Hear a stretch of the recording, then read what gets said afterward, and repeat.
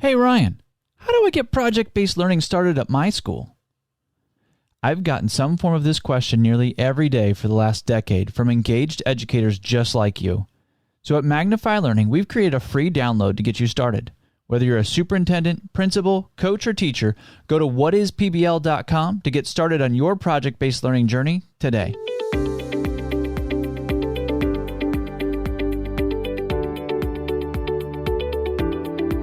Are you ready to bring project-based learning to your school?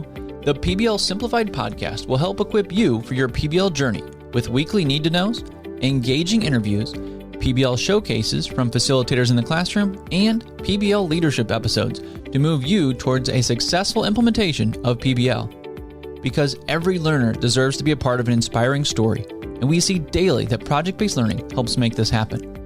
If you want me to answer your PBL need-to-know on the podcast, visit whatispbl.com and click on Ask Ryan to submit your question. Welcome to the PBL Simplified podcast. This is Ryan, your host and Executive Director of Magnify Learning. We are talking about research right now. So we're in the middle of this talk on the Lucas Education Foundation research, and I just love it. Like, it's super good work. I'm so excited that they did it. I agree with their wording. I agree with kind of the outcomes and like how they ran this. So now I want to give you the deep dive into the research, how it's randomized, and some of the geeky stuff. I think is important for you to know that this was a super solid research brief. I gave you the overview 2 podcasts ago, so you can go back it would be 88. If you go to episode 88, you'll get the overall on some of those objectives and the outcomes from the research. And then 89, we talked about some district implementation. And now in episode 90, we are going to be talking about the deep dive into this research from the Lucas Education Foundation. So I'm excited to share this with you. But before we do that, we need to hit our need to know for the day. And the need to know for the day is, how does our PBL school, whether you're dip your toe in or you're advanced, how do we get better throughout the school year? And this is a need to know, right? Because what happens is, we do a lot of our training over the summer, right? Your teachers are out of school, say, hey, can you guys come in for 3 days? We'll pay you, we'll give you lunch, and you can learn some really great stuff and get great training. And teachers love our training. So that happens. But now what do? How do you keep things going throughout the school year? And we've talked in the podcast about the importance of a positive staff culture. That is absolutely key, that you have a learning culture. You've got a growth mindset culture among your staff so that you can have that same type of culture in your students. But what I'm going to talk about today is, this is how I would answer this exact need to know, is really you need to have a coach. You need to have a PBL coach. Now, maybe you have one on staff. We work with some districts, some schools that have a PBL coach or instructional coach that specifically looks at project-based learning and supports your staff with that. They may go in and co-teach. They may go in and do a prep period and run a tuning protocol. There's all kinds of ways that you can utilize a PBL coach. But some schools don't have that on their staff. So Magnify Learning, we have virtual coaching that we do. And we come in once a week with your staff, and maybe it's a certain subsection of your staff, but we start to push them into implementation. Because what we found out in the early days, when we just had the summer touch points, we'd see you at Jumpstart, and then we wouldn't see you again until the next summer in the advanced. And we'd ask for need to knows. And they say, well, I didn't really get to fully implement because I wasn't sure about my community partner. And we're just like, wow, like in 5 minutes, we could have helped you with that. And you could have implemented again and again in that one school year and learned so much. But now we've lagged for a year, right? So that's really how our virtual coaching was born.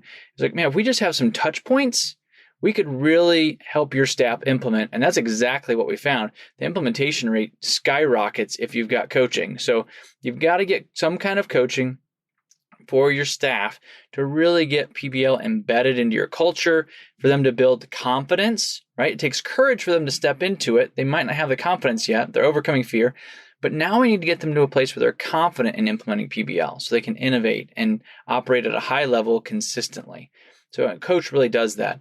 And if you're an administrator listening, because we know we have a lot of leaders listening, this is a leadership episode, in fact, so you need an administrative coach, like a coach for you, right? I have a coach that I bounce ideas off of, that I expect to push my ideas and poke things. And well, Ryan, why are you doing that? Does that align with your greater purpose? Or does that align with what you're doing? And sometimes it doesn't. And you need that person to be able to push you. Somebody who's outside of your staff, outside of your district to push you. And we do that within Magnify Learning. I also have some great places I can refer you to. So reach out if I can help with that.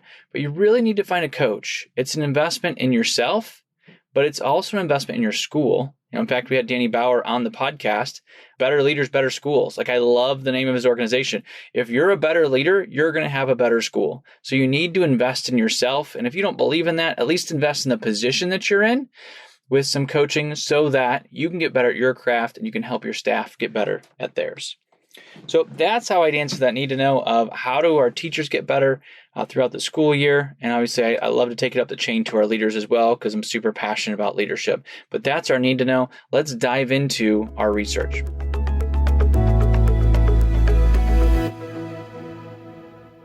So the first research brief that I want to dive into hits one of these myths of project-based learning. So I want to hit it right off the bat. And I teased it, or I talk about the big outcomes back in episode 88 when we talked about the overarching themes of the research. But here's the title: Project-Based Learning Boosts Student Achievement in AP Courses. In AP courses, we hear it all the time. They say, but an AP course, there's so much content. There's no way that I could create that into a PBL unit and have that work. And of course, I reference some teachers that are using project-based learning in their AP courses, like Andy Larson, who's writing a book right now, will be published soon, about the 6As. But he's using project-based learning in his AP biology class. These things can be done, and now research shows that they actually end up with better outcomes. So again, on the geekiness side of this, it's a randomized study that examined the impact of PBL and aligned resources and teacher professional learning experiences on student outcomes, specifically in advanced placement courses. So that's the geeky side. It said specifically the students were more likely to earn a credit qualifying score of 3 or higher on a scale of 1 through 5 on the end of year AP tests. So when using project-based learning in an AP course, our students are more likely to actually get that 3 or higher to get that college credit. Now, there's definitely value in getting your students into an AP course so they can prepare for college, even if they don't get that 3 or better. But what we're seeing with PBL and AP courses right here is what the study's talking about, is that they can actually hit that 3 or higher. All right. Why not get them that credit? Why not have them get that deeper learning? It is helping our learners be successful. All right, about the study, again, a majority of students in 4 of the 5 districts were Black and Hispanic. In addition, a significantly higher proportion of the students in the study were from low-income households than is typical for AP test takers. So we are looking at these studies as a way to create equity. Here's the results. About 37% of the sampled students earned a score of 3 or higher in AP US Government and AP Environmental Science tests. That percentage increased to 45% as a result of participation in the program. So there's an increase in AP performance when you're using project-based learning, which really flips the myth on end, because the myth is that learners will not do well on the AP exam, right, if they're doing project-based learning. So the myth would say that, that percentage rate of passing would be lower. So in fact, it's higher. So we should be using it in there. It's really, really neat stuff. All right, so here's some more verbiage. School and system leaders and educators have reported that a barrier to adopting PBL can be the perception the approach doesn't prepare students for end-of-year or high-stakes tests, including AP exams. This research certainly challenges that view. Now here's one of my favorites. It's also important to recognize that the teachers who used PBL in their AP courses had high quality and sustained professional learning related to the AP content they were teaching, shifting primarily from direct instruction, such as lecturing or relying on textbooks, to PBL instruction, and significant change for the teachers in their content area. During the teacher's first year, the professional learning supports included 4 full days of summer learning, 4 full days of in-person learning during the school year, and on-demand coaching. Oh, we just talked about coaching. I love that. So the professional learning has to happen for your staff, right? You can't just say we're going to do PBL and then suddenly you get these results. If you want the results that are in the studies, you've got to be able to provide the professional learning environment, and it has to be sustained. So again, sometimes people will call us and say, hey, Ryan, can you come do PBL for us? We've got, like a Friday afternoon. Can you come teach us all about PBL? And we just say no. And they'll say, yeah, but we've got grant money, like we could pay you. It's like, no, like it will not work. Like you will not get the results.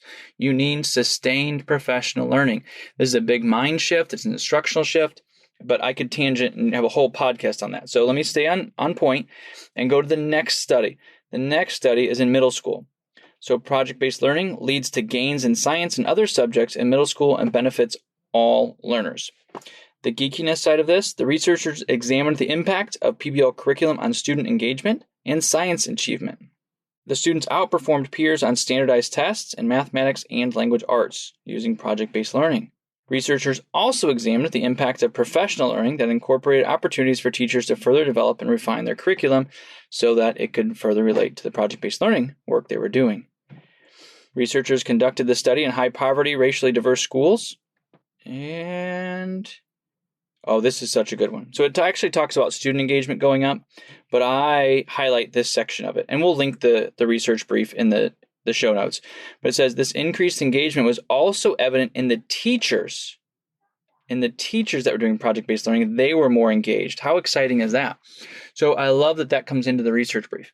Like we're really looking at middle school students, but what we found out is that teachers are actually more engaged in their craft when they get to use project-based learning. So why should you do project-based learning? Because it's good for your learners. It's also good for your staff, right? It's also good for your staff and your culture. On average, the students outperformed their peers on the mathematics test by 12 percentage points in year 2 and 18 percentage points in year 3. In language arts, they were 8% higher. In year 2, they were 10% higher. So both in English and math with project-based learning, this study shows that project-based learning gives them a higher standardized test score. So their scores are higher, right? Again, that's the myth, is if I go to PBL, I can't do it in courses that are tested, right? I can't do it in language arts, can't do it in math because it's too important. If you talk to our PBL veterans, they would say you have to have project-based learning in those courses because it's so important, right? That's where the deeper learning happens. You can't go a traditional lecture route because your learners aren't going to be able to perform on those tests, right? They're not going to have the full context of what they're trying to learn. So last portion on this particular one for middle school. Overall, the research findings validate the idea that rigorous PBL coursework and aligned assessments and professional learning can support teachers and students. So this is the middle school example, and we've got an elementary example coming up right here. So we looked at high school. We started at AP, right? The most structured piece, the biggest, most high-pressured standardized test, and found out that the results went up.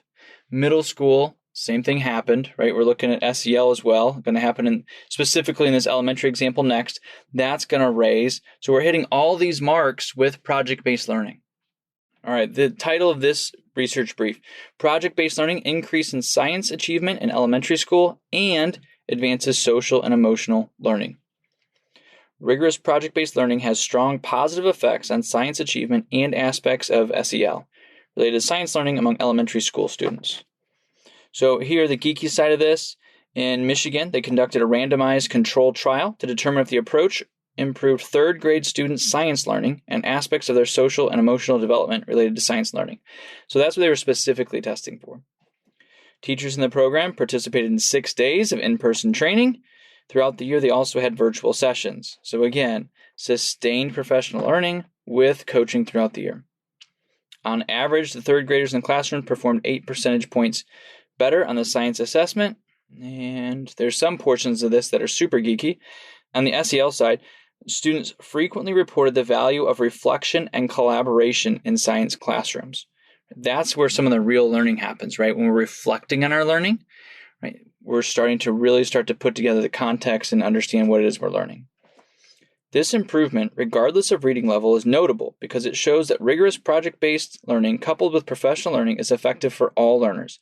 Additionally, the fact that these significant effects persisted across schools with differing racial and ethnic makeups and household income statuses, and in various regions of the state, further substantiates the claim that the approach is beneficial for all students.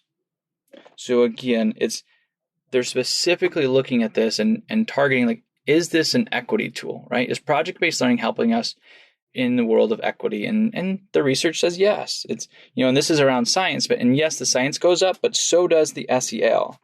The positive effects found for two aspects of SEL. They specifically looked at collaboration and reflection.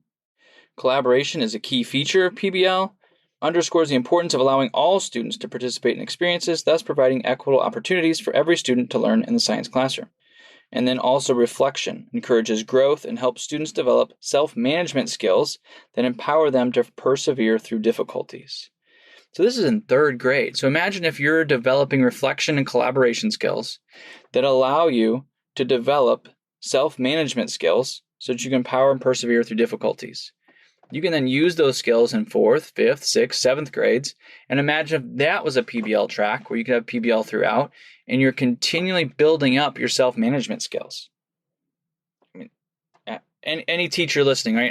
Any principal, you understand that if your learners had better self-management skills, a lot of things get better, right? Like a lot of things get better. And we talked about the standardized tests improvement, and that's always important because we live in a standards-based world, or whatever state you're in.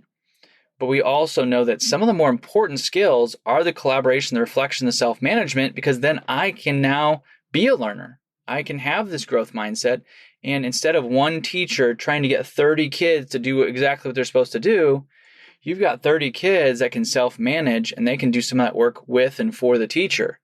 That's how the work becomes manageable, and that's how the work becomes fun and engaging for teachers. Like, this is why we got into the profession, to help learners have new opportunities, and that self-management is a huge part of that.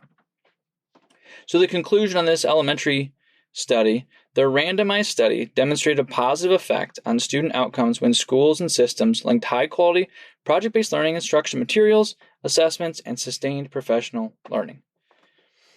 So there you have it. We hit, in this one study, we hit K-12, right? We hit the AP side, so we went all the way to the top, and we found that project-based learning works across a myriad of different schools, different learners, socioeconomic status. We find that it works when you put in the work to create a culture, to have sustained professional development that helps you do PBL at a high-quality level, right? That HQ PBL, that high-quality project-based learning, is what we're looking for in classrooms, and this is why. Right? Because it was the standardized test scores, but I love that SEL gets tied into that. The self-management's tied into that. And we get to see all these additional outcomes of learners that can present, can speak to adults, can problem solve, think critically. All these things that might not be full standards are taught through the standards. And because it's giving kids this full context of what they're learning, they do really well in the standardized test too, because they have background they may not have had otherwise. As you get community partners involved, as you get this wider view of your standards. So if you are an administrator getting ready to move towards project-based learning, or a coach or a teacher looking to bring this to your school, start sharing these two podcasts. Like, this is episode 90 and episode 88. They're both around the research. It's all linked in the show notes, so you can show others that the research is there. And you can give those examples. And then you can get started. We've got a bunch of resources for you. But people always want to start and know about the research. Now, they don't always look at it. They don't always look at it deeply. So that's why I try to pull out some highlights for you, so you can get into what's linked, and you can highlight some things too. You'll see everything that I went through and highlighted the research to pull out some high points. But the research is there.